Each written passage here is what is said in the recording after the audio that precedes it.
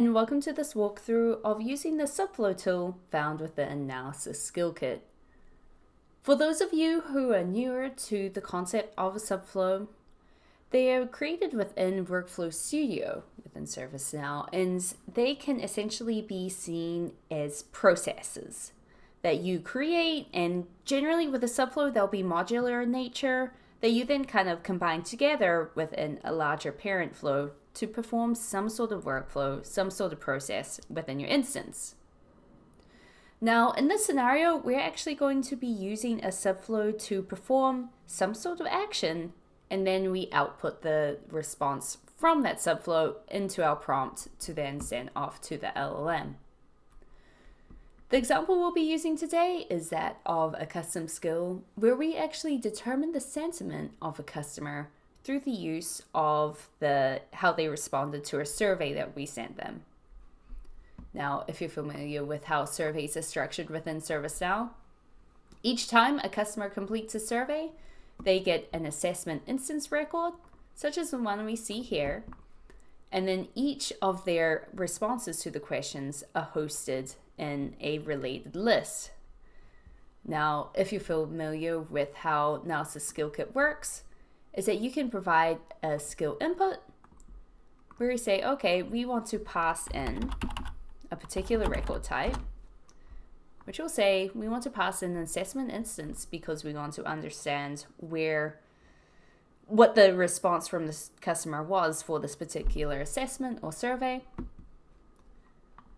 However, for us to get all their responses, we actually need to run a flow to go through and collect each of these individual records and collect them into a single string to then pass into the custom skill.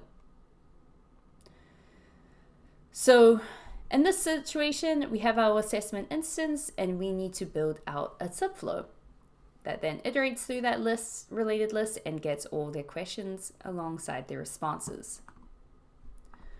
So luckily, we already had one built out where we actually defined a subflow called get survey answers. We pass in the assessment instance sysID, and we get the output, which is survey answers.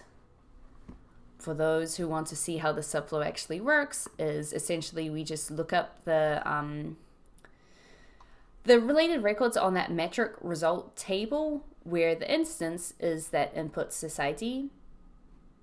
And then for each of the returned records from that table, we actually set a flow variable where we say this was a question and this was the answer. We're actually pulling out that information from that particular record. We compile that into a single string, and then that is our output. So to test it, we can actually just pass in a sysID. And we now can click on the results. And if we click on assign subflow outputs, we can actually see what the output of this flow was, which is all the questions and answers from that particular survey. So that is our subflow that we'll be using.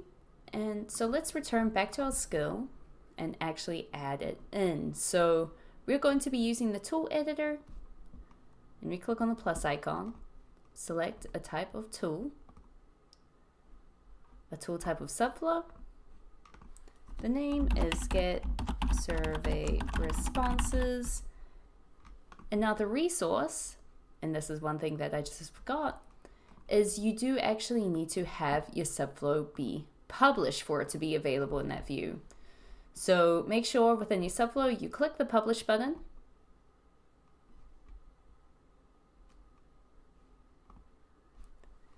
And then we can see our subflow is available now for us to use. So let's click continue. And here is actually extracted from the subflow. So this is an input that we defined earlier on. So just to show you what that looks like, is we actually take out whatever inputs you label here and say, hey, you need to provide a value for that in this step here. So remember, we need to pass in the sysID for this particular assessment instance.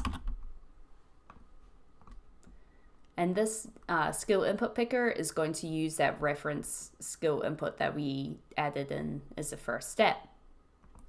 So click on continue. Now you can truncate the output if you think it's going to be potentially too long and you'll consume a ton of your token limit. In this scenario, we know it's not going to be too long, so we can just click continue. Token conditions, they're used to essentially say, hey, in this scenario that you might have some sort of variable that dictates if you need to run this tool or not, you can define that here via a script. But for now, we won't do that. We'll have this tool always run, and we click add tool. And you should see your tool added into this diagram. So let's return back to the prompt editor and then replace these curly braces with the actual output from our Subflow. We then save the updates to the prompt and we can run the test. So the example that I used earlier was 001, 008.